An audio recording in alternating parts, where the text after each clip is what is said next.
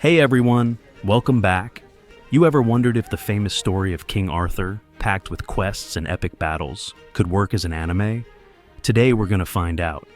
Let's get right into it. First, let's talk about how Arthur became king. After the death of the old king, Britain was in chaos. The wise wizard Merlin predicted that a new king would come from humble beginnings. That king turned out to be Arthur.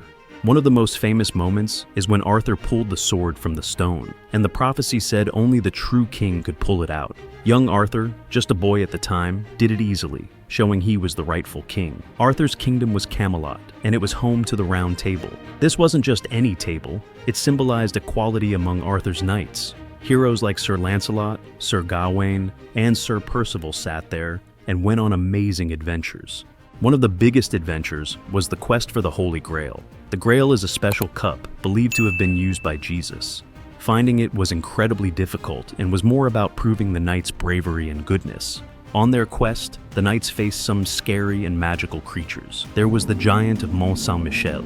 The giant was huge and frightening, demanding tribute from travelers. The knights had to be clever and brave to defeat him. The battle was a fierce and brutal fight. The giant, though mighty, was no match for Arthur's skill, speed, and the power of Excalibur.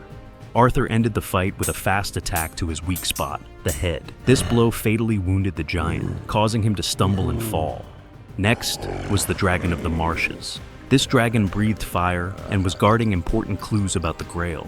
Sir Percival had to fight this beast to move forward in the quest. As Percival approaches the dragon's lair, he is confronted by the terrifying sight of the beast. His sword strikes seem ineffective against the dragon's tough scales, and the marshland itself poses a challenge, with muddy terrain and dense fog making it difficult to fight. Percival eventually finds a weakness in the dragon's armor. With a well-timed and precise strike, Percival is able to pierce this vulnerable spot, defeating the dragon. They also face the wicked sorceress of the forest, who used dark magic to trick and trap the knights. Her illusions were tricky, and overcoming her required a strong mind and heart. But they eventually did it with success, escaping the dark and misty forest. Arthur's story also includes a very sad and dramatic battle, the Battle of Camlann. This was the final fight where Arthur faced his own nephew, Mordred, who had turned against him.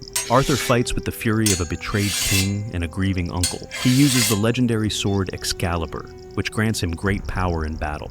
Despite his age, Arthur's skill and strength are unmatched, and he presses the attack relentlessly, determined to end Mordred's treachery. Mordred, though struggling against Arthur's might, is no coward. He fights back fiercely, using his agility and cunning to parry Arthur's powerful blows. The duel is a desperate struggle, with both men knowing that only one will survive. The duel reaches its tragic conclusion when Arthur finally lands a decisive blow on Mordred. Arthur impales Mordred with Excalibur, striking him down with a mighty thrust to the body. However, in his dying moments, Mordred delivers a final, fatal blow to Arthur right through his chest. The battle was fierce and tragic. During the battle, Arthur was wounded badly and had to retreat to the Isle of Avalon. After the battle, Camelot fell. Some say he's waiting on the Isle of Avalon to return when Britain needs him most. So, what do you think? Is this historical story worth of being an anime? Let me know in the comments below. If you enjoyed this video, make sure to like, subscribe, and hit the bell icon so you don't miss out on our future adventures, and finding out which historical event needs to be an anime. Until next time.